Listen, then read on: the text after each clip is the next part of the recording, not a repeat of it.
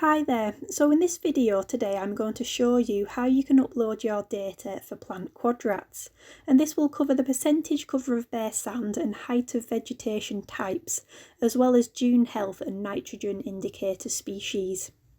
So you might want to upload your data whilst you're out in the field collecting it, or you might want to upload your data afterwards if you've been using a quadrat recording form.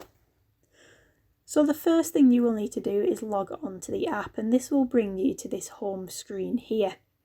Now, whilst you're out in the field, if you want a reminder of how to undertake your surveys, if you click on activities you can do, it will bring you to this page here. So just as a reminder, if you click on plant quadrat recording, it will come up with when and where to survey, the equipment that you will need, how to find and mark out your quadrat, and what to record in the quadrat too. So I'm just going to X off that and go back to the main page. Whilst you're out in the field as well, if you need a reminder of habitats, you just click on the habitats and it shows the whole range of different habitat types that we can find up and down our coastline. And if you want some help recording or identifying any different types of species, if you click on species, it will show you a list of different species that you'll find in each habitat type. So we're going to make a survey anyway and upload our data. So I'm going to click on surveys in the bottom right hand side, which will bring you to this page here. And we're wanting to start a new survey, so I'm just going to press on that plus arrow at the bottom centre of the screen there. And this will bring you to this page again showing all of the different methodologies.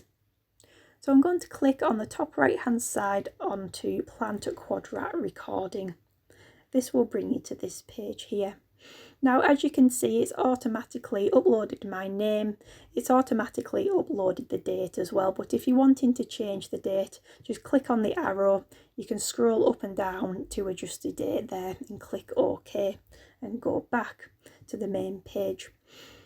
It's also got a comments box, so if you click on that, this is a space where if you need to make any notes or anything like that that you think is important for the site lead, you can pop that in there.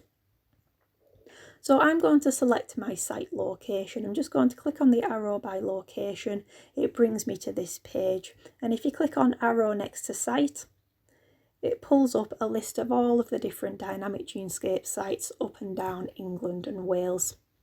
Now I'm wanting Silith. As you can see, that's already selected, and that will automatically do that based on the last survey data that you inputted. So I'm just going to select back there as it's already on the site that I need. Then I'm going to click on quadrat group, and I'm going to select the group that my quadrat was undertaken in. And all of the groups will be named differently for different sites, but the quadrat groups and the quadrat numbers will be noted on your quadrat recording form. And I undertook a quadrat in the dune slack, so I'm going to select that there. Now on this page there's a really useful tool, and this is the map. So I'm just going to show you. This will show you all of the quadrats in that quadrat group at your site, so you can scroll in and out there. And if you're struggling to find your quadrat location on site, if you turn on your location and press this on the top right hand side, this little circular button, it will upload your location onto the map too, so you'll be able to use that alongside your handheld GPS to navigate to your quadrat points. So I collected information for quadrat number 1, so I'm going to select that there, and this brings you to the page where you can upload your data. And the top of the page is an image, so this will help you find the location of your quadrat, and it shows you what it looked like previously. So I measured the percentage cover of different types of vegetation. So I'm going to input my data here under where it says cover. So in my quadrat, there was no cover of bare sand, so I'm going to enter 0 there. In my quadrat, there was about 15% worth of cover for mosses and lichens, so I'm going to type in 15 there.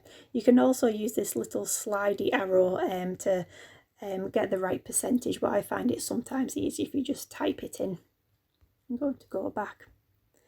For grasses, now there were quite a lot of grass in my quadrat, so that was 75%. For herbs, there was only 5% of herbs there. For shrubs, 5% of shrubs. and there was no scrub in my quadrat either, so I'm just going to pop 0 into that little box, and we're going to go back again so we can enter more data.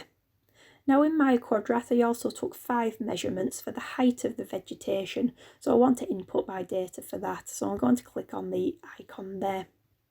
So for the first point where I measured vegetation height, this measured at 30 centimetres, so again I'm going to type 30 into that little box. You can use the slidey arrow on the left hand side. On my second point, that was 20 centimetres. On my third point, that was 22 centimetres. On my fourth point, that was 16 centimetres. And on my fifth point, the vegetation height was 21 centimetres. So I'm just going to go back again to the main page. And in my quadrat, I also looked at the health indicator species. So I used my indicator guide to help me identify any of these species. So I'm going to click on that there. And in my quadrat, actually, one of the only indicator species that I noticed was bracken. There was only a very small percentage of about 5%, so I'm going to input 5% there, and I'm going to go back. And I also recorded nitrogen indicator species too. And in my quadrat, there was a small percentage cover of silverweed, so I'm going to make a note of that, and that was 2% there. So the last thing I'm going to do is I'm going to upload an image of my quadrat. So I'm going to press on the camera icon at the bottom there. And this will give you the option of going to your gallery, or if you're on site you can take a photo using your camera out in the field. I'm just going to select my image there. And that will upload onto the app. And once you've done that, what you need to do is select next. You want to enter your data for all of your other quadrats that you've monitored within that quadrat group until you can select finish. Just make sure before you select finish that you're happy with all of your data input and that everything that you have entered is correct. Then all you'll need to do is select finish, and that will take you back to your home screen.